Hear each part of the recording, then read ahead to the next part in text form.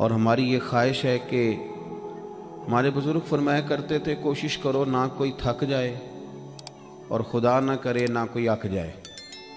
فرماتے تھے تھکے بندے پہ اثر کوئی نہیں ہوتا اور اگر کوئی اک جائے تو اسے ثواب کوئی نہیں ہوتا، تو دونوں کاموں سے ہی بچنے کی کوشش کی جائے۔ اس لیے یہ اتنا خوبصورت ٹھنڈا اور خوبصورت ماحول ہے۔ کچھ باتیں آپ کی خدمت میں عرض کرنی ہیں۔ اللہ تبارک و تعالیٰ نے قرآن مجید میں ارشاد فرمایا کہ فَلَا وَرَبِّكَ لَا يُؤْمِنُونَ حَتَّى يُحَكِّمُوكَ فِي مَا شَجَرَ بَيْنَهُمْ۔ اے محبوب علیہ السلام آپ کے رب کی قسم، اے محبوب مجھے آپ کے رب کی قسم، یہ اتنی دیر تک مومن نہیں ہو سکتے جتنی دیر تک اپنے ہر معاملے میں آپ کا فیصلہ تسلیم نہیں کر لیتے، آپ کی رضا کو حاصل نہیں کر لیتے، آپ کے ہر قول کو اپنے لیے قول فیصل نہیں جان لیتے، اتنی دیر تک یہ مومن ہو سکتے نہیں۔ ہم یہ کرتے ہیں کہ چند چیزوں میں تو دین پر عمل کرتے ہیں، دین کل سمجھنا اور کل دین پر عمل کرنا اور دین کی ساری جہتوں کا خیال رکھنا، عبادات کا بھی، معاملات کا بھی، اخلاقیات کا بھی، ہر چیز پر توجہ رکھنا، کل دین کو سمجھنا، یہ مسلمان کے ایمان کا تقاضا ہے۔ ہمارا سارا کچھ نبی پاک صلی اللہ تعالیٰ علیہ وسلم کے ساتھ وابستہ ہے۔ اگر ہم اپنے دین سے، ایمان سے، اپنے معاملات سے نبی پاک علیہ السلام کے نام مبارک کو معاذ اللہ نکال دیں تو ہمارے پاس کچھ بھی نہیں بچتا، یہ دنیا ساری خالی ہو جائے، اندھیر نگری ہو جائے۔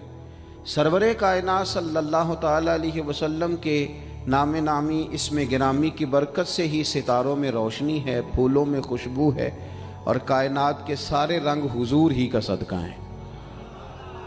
اب ظاہر ہے بندہ مومن جب یہ سمجھ گیا ہے کہ سارا کچھ حضور کی ذات ہے اور سارا کچھ نبی کریم علیہ السلام کی ذات سے وابستہ ہے، تو اب اسے پتہ ہونا چاہیے نا کہ حضور راضی کیسے ہوتے ہیں۔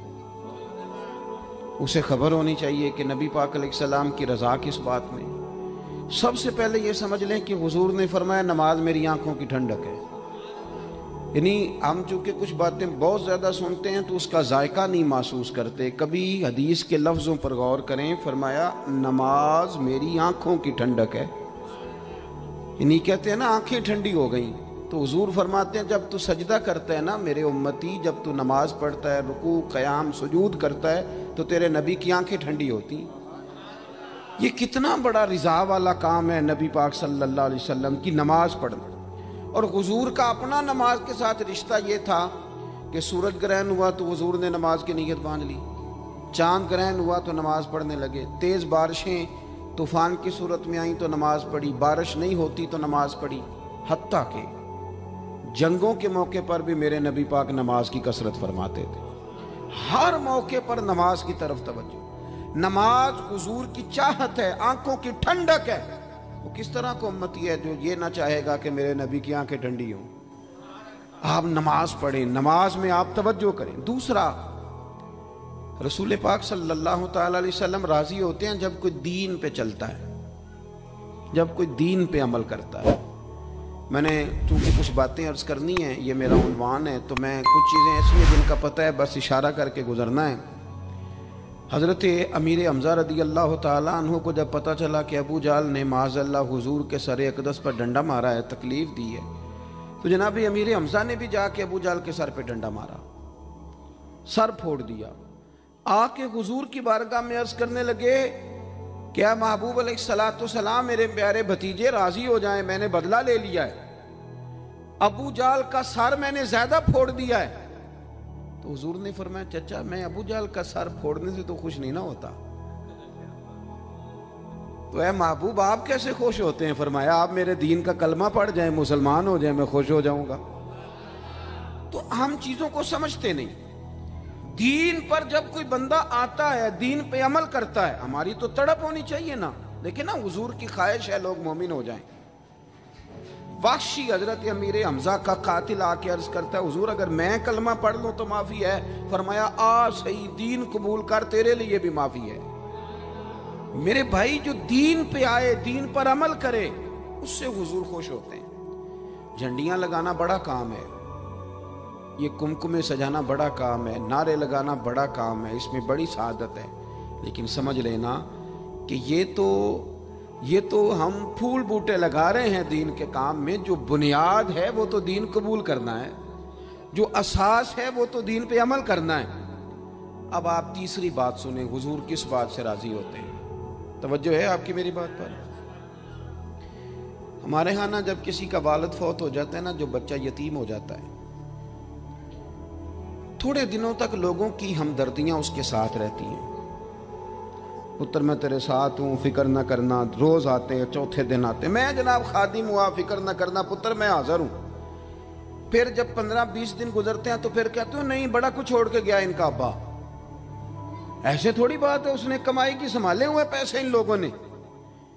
پھر تھوڑے سے 6 ماہ گزر جاتے ہیں تو پھر کمزوریاں نظر آتی ہیں یتیموں میں، پھر لوگ کہتے ہیں نہیں جی یہ نکمے بڑے ہیں، انہیں کام کرنا چاہیے، ہاتھ پھیلاتے ہیں، عادت پڑ گئی ہے۔ میں نے دیکھا ہے آہستہ آہستہ سخت ہو گئے۔ میں نے یتیموں کی یہ کیفیت دیکھی ہے کہ وہ اتنے زیادہ پریشان ہو جاتے ہیں، اتنی آزمائش میں آ جاتے ہیں کہ وہ باقی سارے لوگوں سے نفرت کرنے لگتے ہیں۔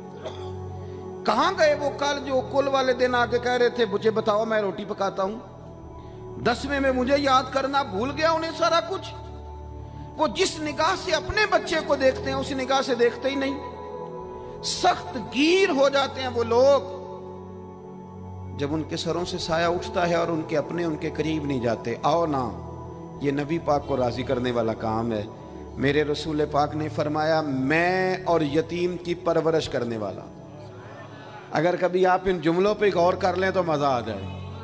حضور نے فرمایا میں اور یتیم کی پرورش کرنے والا، کفالت کرنے والا اس طرح جوڑ کے جنت میں جائیں گے جس طرح میری 2 انگلیاں جڑی ہوئی ہیں۔ اتنا زیادہ حضور راضی ہیں، اتنا قرب ملے گا، 2 انگلیوں کی طرح جوڑ کے حضور کے ساتھ جنت میں جائے گا۔ وہ اپنے پرائے کا غم کھانے والا، مرادیں غریبوں کی بر لانے والا، مصیبت میں غیروں کے کام آنے والا۔ میرے عزیز نبی پاک صلی اللہ تعالیٰ علیہ وسلم نے کہا تم نہ اشک شوئی کرو۔ چوتھا کام کیا ہے حضور کو راضی کرنے والا؟ سبق بھولتا نہیں جا رہا آپ کو؟ پہلا کیا بتایا ہے؟ اللہ تو ہم خوش رکھے 4-5 بندیاں نو یاد ہے ماشاءاللہ۔ نماز پہلا کام، دوسرا جی دین پہ عمل کرنا، تیسرا جی یتیم کے ساتھ، اور ماشاءاللہ جی اتنی اچھی کلاس مل گئی ہے آپ کو تو سبق یاد ہو رہا ہے۔ اب چوتھی بات سنیں، آپ نے بڑا سنا ہے بیٹیوں کے بارے میں ہمارے رویے بڑے میٹھے ہیں، بڑے اچھے ہیں، بیٹی او جی تی آ گئی سی بوئے تھے، یہ ساری باتیں بڑی خیر کی، بڑی خیر کی، پر ناراض نہ ہونا۔ بیٹی کو نا پیار بھی دیتے ہیں، بیٹی کے نام پہ روتے بھی ہیں، بڑا کچھ کرتے ہیں، پر بیٹیوں کو حصہ نہیں دیتے۔ اور یہ حصہ صرف کروڑ پتی آدمی کا تو نہیں بنتا، جس کا 5 مرلے کا مکان ہے اس کی بیٹی کا بھی حصہ بنتا ہے۔ چودھریوں پہ اعتراض کرنا، سیٹھوں نوابوں پہ اعتراض کرنا، جاگیرداروں پہ اعتراض کرنا، وہ جو حصہ نہیں دیا آپ نے دیا ہے۔ اور میں نے جی شادی کر دی تھی بچی کی، تو بچے کی نہیں کی، اس پہ نہیں پیسے لگے۔ میں نے جناب یہ حال کر دیا تھا کہ میں نے جناب وہ بچی کو نا جی جہیز اتنا دے دیا، تو وہ بیٹے نے 3 دفعہ کام شروع کر کے جو ضائع کیا ہے کاروبار، وہ نہیں نظر آیا۔ اور پھر اگر خدا نہ خواستہ باپ چلا جائے اور بھائی کے ذمے لگ جائیں، تو میں نے دیکھا ہے کہ بھائی اتنا کام نہیں کرتے جتنی کہانیاں سناتے ہیں۔ تیرا فلاں بھی میں نے کیا، فلاں بھی میں نے کیا، بھئی تیری بہن تھی تو نہیں کرنا تھا۔ اور یارو بیٹی کا پیار، حضور اس سے راضی ہوتے ہیں، حضور راضی ہوتے ہیں۔ نبی پاک علیہ السلام نے فرمایا جس کے حصے میں 4 بیٹیاں آئیں، یا 3 بیٹیاں آئیں، یا 2 بیٹیاں آئیں، مختلف روایتوں میں لفظ ہے، یا فرمایا 1 بیٹی آئی، تیاں لئی پردیس وے بابل تے پتراں لی جاگیراں، چپ رہنا تے منہ کچھ بھی نہ کہنا، تیاں دیاں تقدیراں۔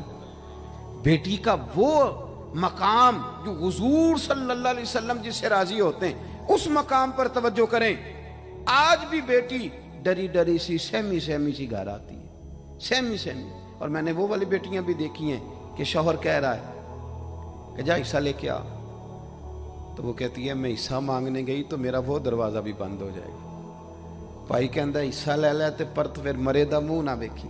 اتنی مشکل میں بیٹی کو ڈال دیا. سنو نا حضور نے فرمایا جس کے ذمے 2 3 یا 1 بیٹی بھی آ گئی، فرمایا اس کی صحیح پرورش کر کے عزت سے رخصت کر کے آ جائے، حضور فرماتے ہیں میں اس کا بازو تھام کے جنت میں ساتھ لے کے جاؤں گا.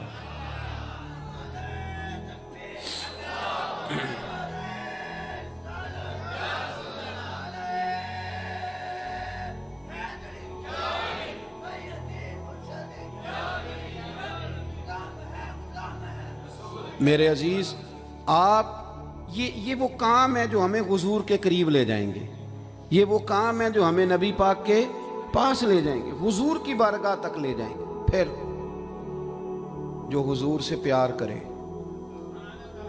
جو نبی کریم سے محبت کرے، محبوب فرماتے ہیں جس نے مجھ سے محبت کی نا، لیکن محبت نہ نیری ناروں والی نہ کرے، وہ اس کا عشق رسول صرف محفل والے دن ہی نہ ہو، جب دکان پہ بیٹھے پھر بھی عاشق رسول ہی ہو، جب وہ لین دین کرے تو پھر بھی عاشق رسول ہی ہو، جب وہ لڑائی کا وقت آئے تو اسے پتہ چلے کہ میں معمولی نہیں، میں عاشق رسول ہوں، میں نے بولنا بھی تمیز کے ساتھ ہے.